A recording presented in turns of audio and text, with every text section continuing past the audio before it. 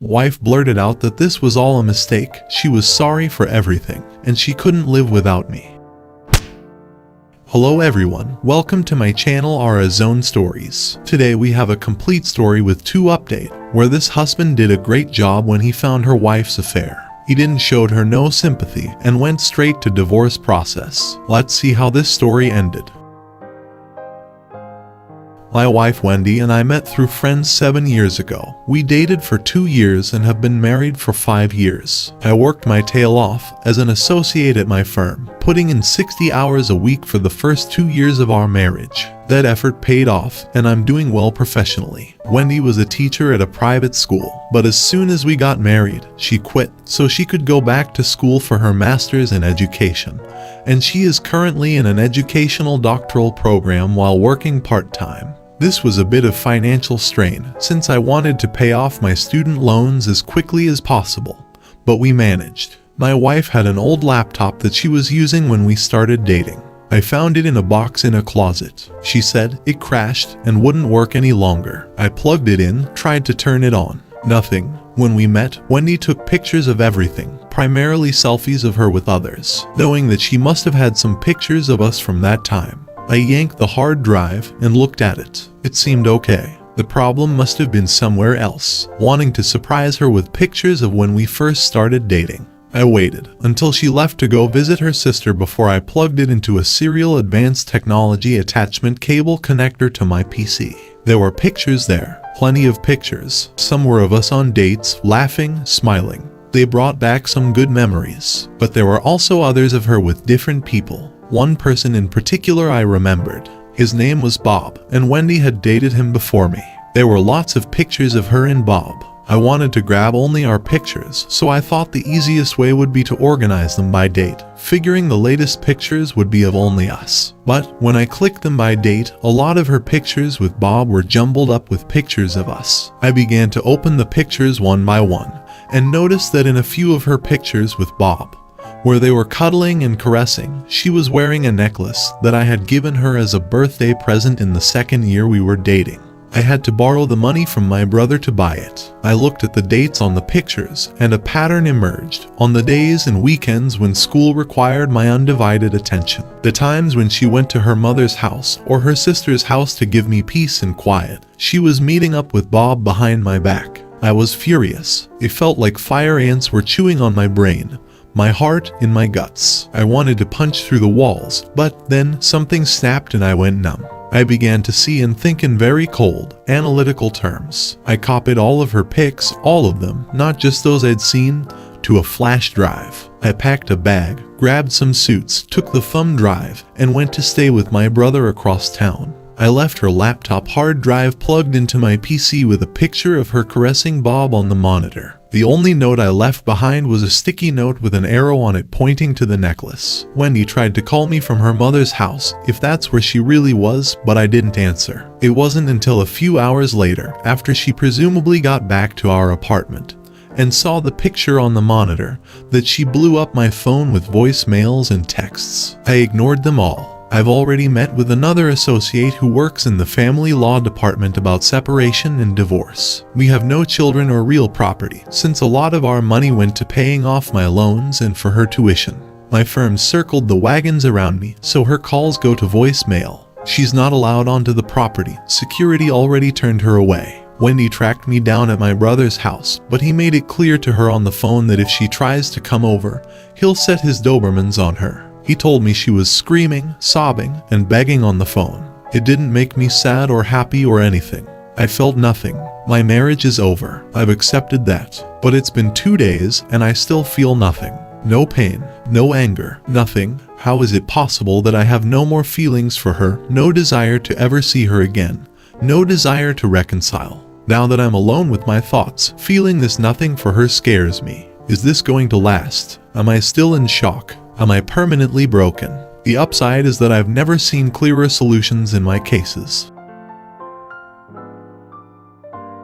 You are not broken. This happened to me, and luckily I had a therapist to guide me through it. It's a self-defense mechanism that kicks you into a high state of pragmatism in order to rein in control. It's a useful tool to manage deeply emotional and traumatic situations such as this, but it will wear off eventually, and you definitely want to have a support system to help prevent you from drowning. Keep going, man. You are making the right moves. Someone who has the mental and emotional capability to cheat on a loved one consistently for 2 years is the broken one, and she does not deserve an ounce of your love and attention. Remind yourself of what she has done, especially when she will eventually try to crawl her way back into your arms. Remember what she did. She needs to feel the repercussions of her actions. Otherwise, if you take her back, she will be conditioned to think that she can do it again, and you will take her back again. She will never learn her lesson. Do not take her back. Let this be a lesson for her so that she can grow and be a better person for her next partner. Good luck, man. I'm sorry you have to go through this.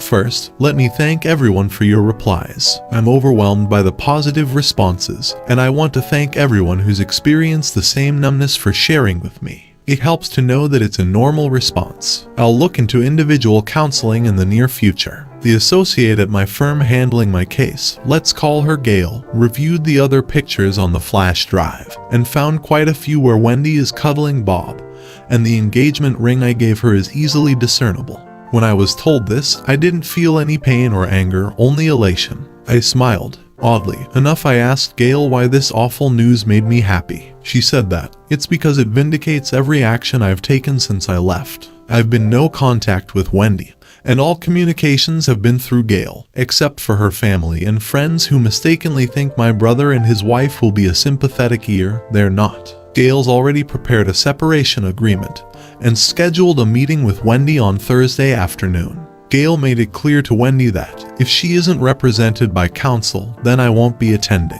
A word about Gail. I can't post her firm nickname, but let's just say if you think Pit Viper, you'd get the right idea. I'm glad she's on my side. We'll be filing the petition for divorce shortly. Gail believes any spousal support will be minimal and end quickly. She said I'll likely get stuck paying the rent for the next 5 months until our lease ends and Wendy completes the last of her doctoral courses. The only significant asset we have is the account with our savings for a down payment on a house, but it's a dual signature account with no ATM access. Thank you, long forgotten bank guy, for suggesting that as an extra security measure against fraud. My sister-in-law went over to my apartment when Wendy was supposed to be at her part-time job to grab more of my clothes and personal items. She ended up listening to Wendy for a couple of hours. The Redditor who said Wendy would straight up lie about pretty much everything nailed it. The whole time sister-in-law was packing up my stuff, Wendy was telling one easily provable lie after another. Getting nowhere, Wendy asked sister-in-law,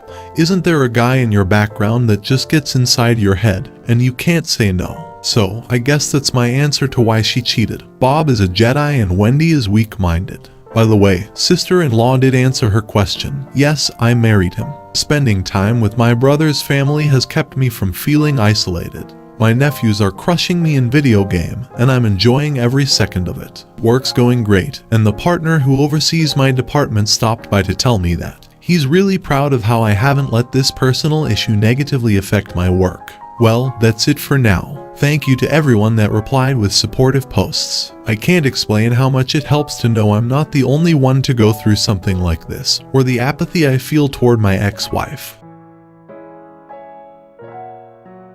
Wendy found a lawyer, Todd. Gail and I met with them on neutral ground at another firm. We all had to wear masks due to COVID, which made it look like we were there to rob the place or something. It was the first time I'd seen Wendy since she left to go to her sister's or mother's house. Wendy looked like terrible. Bloodshot eyes, dark bags underneath. Tear had streaked her makeup. The skin on her neck was covered in hives. I looked at her and felt nothing, more on that later. The second she saw me, Wendy blurted out that she was sorry for everything, that she loved me, that she couldn't live without me, that this was all a mistake, all the standard garbage. She tried to hug me, but Gail inserted herself between us and told Todd to remind Wendy that she is not to speak directly to me or Gail, that she is to talk to Todd who will talk to Gail who will talk to me. Gail had told me to say nothing and keep a blank expression on my face. I thought this would be hard, since I've been worrying about if my initial anger would return. But it didn't. I was still numb, kind of in a daze, like an out-of-body experience. Todd asked about reconciliation. Gail made it clear that we were there to review the separation agreement. Nothing else. Wendy yelled at me that we've been married for 5 years and I shouldn't throw it all away over a mistake. Gail reminded Todd that Wendy was not to speak to me directly. Todd whispered something to Wendy, and she momentarily got control of herself again. Gail and Todd began discussing the separation agreement that she'd emailed him. Todd said he did, but he didn't think it was fair to Wendy. He tried to nitpick, likely to show Wendy he was doing something to earn his fee, but Gail knocked down every argument he made, until he admitted that it was as fair as the law requires. Wendy said that none of this is fair because this is all a mistake. Gail spread black and white printouts across the table of all the pictures from the flash drive with Wendy caressing and hugging Bob, where her engagement ring is clearly visible. Gail circled the ring in each picture with a big fat, dark red marker, alpha move, by the way, asking Todd each time, "Does your client believe this was a mistake? How about this? Was this a mistake? No? What about this one?" Wendy collapsed back into her chair to ugly cry. Gail and Todd began discussing timelines for delivery of a signed settlement agreement and other matters going forward. I guess my silent indifference finally got to Wendy because, completely unprompted, she screamed out that she never cheated during the marriage. Gail wasn't having it and told Todd, "Tell your client to give me her cell phone. If your client hasn't cheated during the marriage, then she won't have a problem with my IT guy copying everything on it and downloading everything in any online accounts she's logged into. I can have him here in 10 minutes. Wendy clutched her cell phone with both hands, refusing to hand it over. Todd whispered something to Wendy. I'm certain he told her she just admitted to cheating. Cue more sobbing. I smiled underneath my mask, but I said nothing.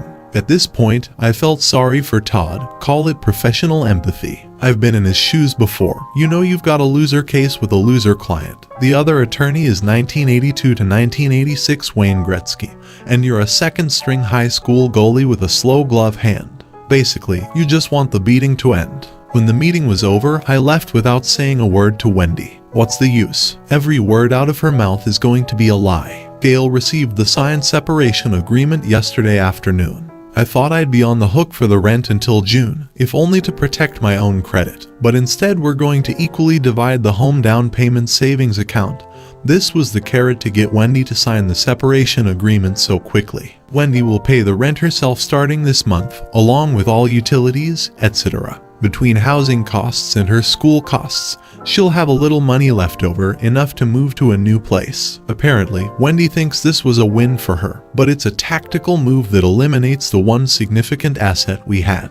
Divorce now will be much easier. Gail is preparing a petition for an uncontested divorce, so we won't even have to go to court. Here's the best news. Turns out that while we were in our 5th year of marriage, we haven't been married for a full 5 years. 4 years and 7 months. In our state, if the marriage is less than 5 full years, then the family court typically seeks rescission, a concept borrowed from contract law. This means the court will put the parties back in the financial position they were in before the agreement, or in our case, before the marriage. Immediately before our marriage, I was a jobless, heavily indebted law school graduate waiting on my bar results, while Wendy was a full-time, gainfully employed teacher, with no real property, no children, her account full of money, a teaching credential, a graduate degree in hand, and soon a doctoral degree to go with it. Wendy can't make the argument that rescission isn't appropriate in this case. In short, no alimony. Gail did warn Todd that if Wendy contests the divorce, the first person she'll depose will be Bob.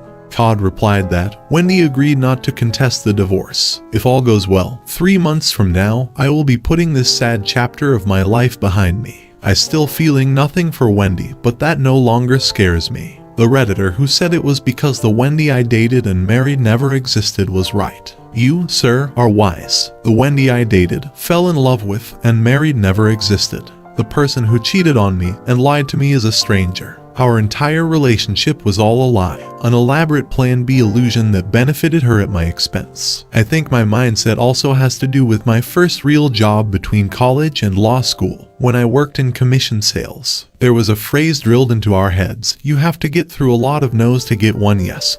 So don't worry about the no's, don't waste your time and effort on them, and you'll find your yeses a lot faster and easier. Wendy was a no, and I wasted too much time and effort on her already, so no more. Friends, family, and coworkers have noted that my smile is back, and to be honest, I feel better than I have in years. But, just to be on the safe side, I have scheduled a few phone or video appointments with a therapist. We'll see how that goes. This will likely be my last update. Thank all of you again for your support and wisdom. If I can repay your excellent advice with some of my own. If your spouse cheats on you, talk to a lawyer as quickly as possible, and then listen to what your lawyer tells you to do.